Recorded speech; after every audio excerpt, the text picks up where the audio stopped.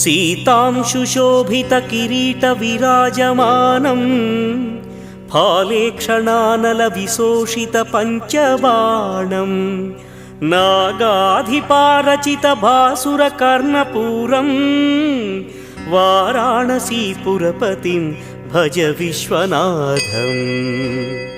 पञ्चाननं दुरितमत्तमतङ्गजाना नागान्तकं दनुजपुङ्गवपन्नगानां दावानलं मरणशोकजराटवीनां वाराणसीपुरपतिं भज विश्वनाथम्।